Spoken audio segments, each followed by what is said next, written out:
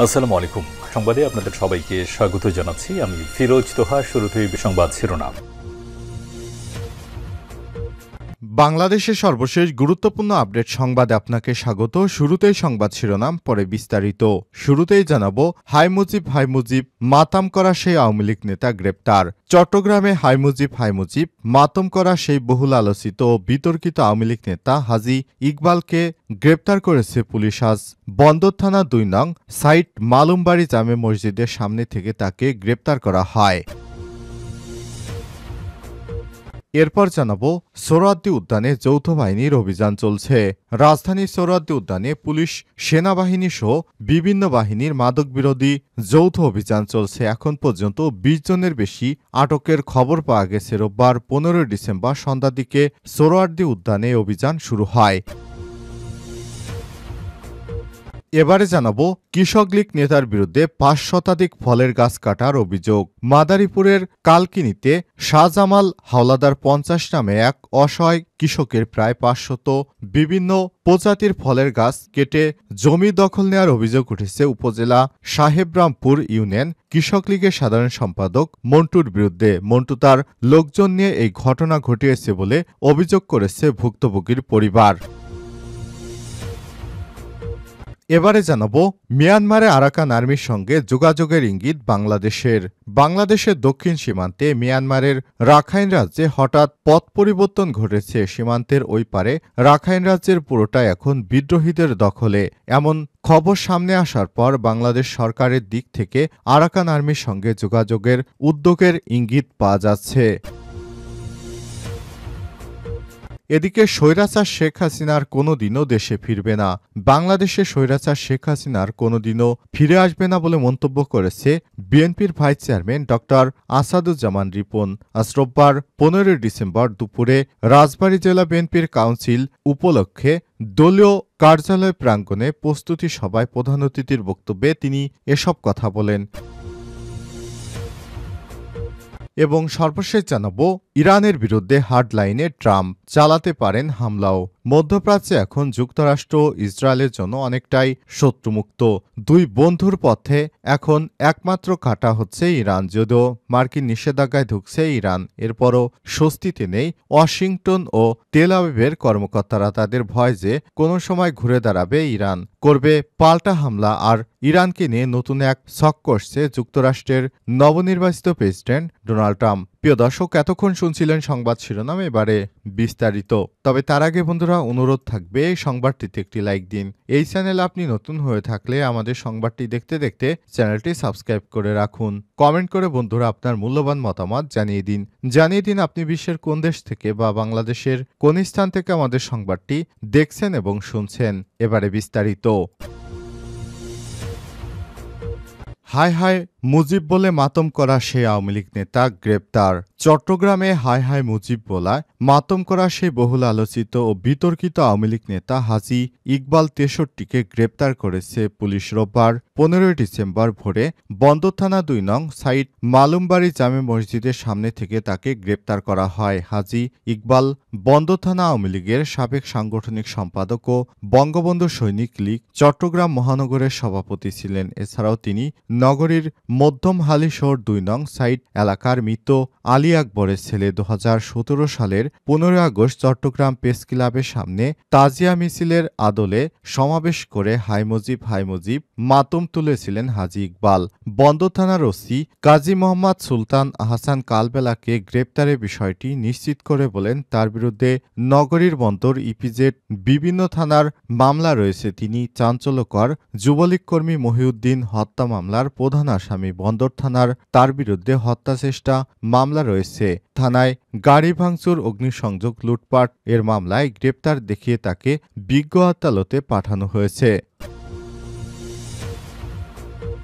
সোহরাওয়ার্দী উদ্যানে যৌথ বাহিনীর অভিযান চলছে।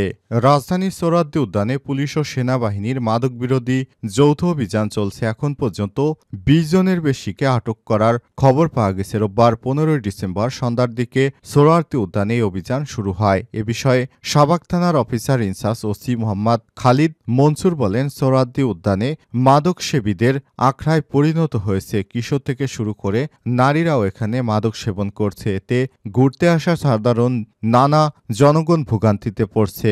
ওসি আরও বলেন, মাদক বিরোধী অভিযানে পুলিশের পাশাপাশি সেনাবাহিনীর সদস্য ও মাদকদ্রব্য নিয়ন্ত্রণ অধিদপ্তরের কর্মকর্তারাও রয়েছেন।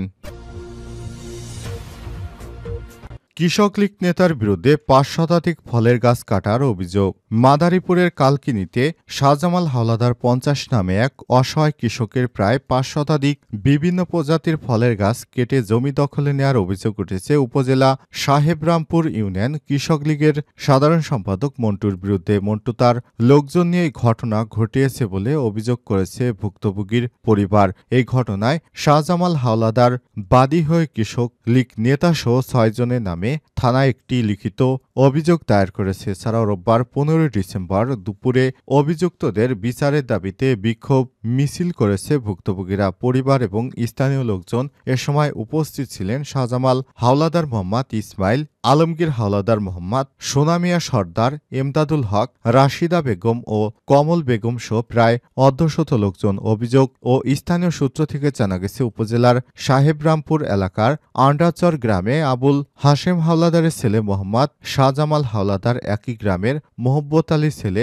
মুসলিম উদ্দিনের কাছ থেকে প্রায় ৯ বছর পূর্বে ২০ শতাংশ জমি ক্রয় করে ক্রয়কৃত জমিতে শাহজামাল বিভিন্ন প্রজাতির ফলের গাছ রোপণ ও চাষাবাদ করে আসছেন। পরে কৃষক লীগের সাধারণ সম্পাদক মন্টুর নেতৃত্বে মিজু, মাহাবুল, সাবেত, মহিদুল সহ কয়েকজন স্থানীয় প্রভাবশালী মিলে ওই অসহায় কৃষকের বিভিন্ন প্রজাতির প্রায় ৫ শতাধিক ফলের গাছ কেটে ফেলে এবং চাষ করা জমি দখলে নেয়। এদিকে এই ঘটনায় শাহজামাল হাওলাদার বাদী হয়ে কৃষক লীগ নেতা মন্টু, মিজু, মাহাবুল, সাবেত, মহিদুল সহ ৬ জনের নামে থানায় একটি লিখিত অভিযোগ দায়ের করেছেন। এছাড়াও অভিযুক্তদের বিচারের দাবিতে বিক্ষোভ মিছিল করেছে ভুক্তভোগী পরিবার ও স্থানীয় লোকজন। তবে থানায় অভিযোগ দেয় প্রভাবশালী মহল ও ওই অসহায় কৃষক পরিবারকে হুমকি ধামকি ও মারধর করে আসছে বলে জানা গেছে। ভুক্তভোগী অসহায় কৃষক শাহজামাল হাওলাদার কান্নাজড়িত কণ্ঠে তিনি থানায় অভিযোগ করেছেন যে তার ফলের গাছগুলো এভাবে কেটে ফেলল, তার নিজের জমি এভাবে দখল করল, এর তিনি সুষ্ঠু বিচার চান। মিয়ানমারে আরাকান আর্মির সঙ্গে যোগাযোগের ইঙ্গিত বাংলাদেশের। বাংলাদেশের দক্ষিণ সীমান্তে মিয়ানমারের রাখাইন রাজ্যে হঠাৎ পথ পরিবর্তন ঘটেছে। সীমান্তের ওই পারে রাখাইন রাজ্যে পুরোটাই এখন বিদ্রোহী গোষ্ঠী আরাকান আর্মির নিয়ন্ত্রণে।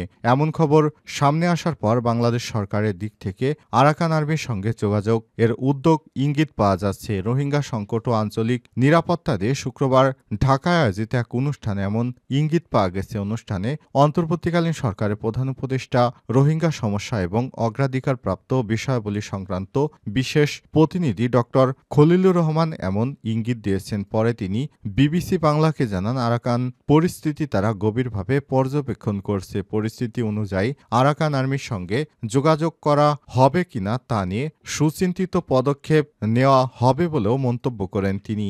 মিয়ানমারের সংবাদ মাধ্যম ইরাবতী এক প্রতিবেদনে জানায়, বাংলাদেশের সঙ্গে মিয়ানমারের পুরো সীমান্ত এখন আরাকান আর্মির দখলে। মূলত গেল ১১ ডিসেম্বর খবর আসে যে মংরু শহরের নিয়ন্ত্রণ নিয়েছে আরাকান আর্মি। এই প্রথম মিয়ানমারের পুরো একটি রাজ্যের নিয়ন্ত্রণ নিল কোনো বিদ্রোহী গোষ্ঠী। এরপরই সীমান্তবর্তী নাপ নদী মিয়ানমারের অংশে অনির্দিষ্টকালের জন্য নৌ চলাচলে নিষেধাজ্ঞা আরোপ করে আরাকান আর্মি। এমন পরিস্থিতিতে বিভিন্ন মহল থেকে গোষ্ঠীটির সঙ্গে সরকারের যোগাযোগের বিষয়টি আলোচনায় আসে।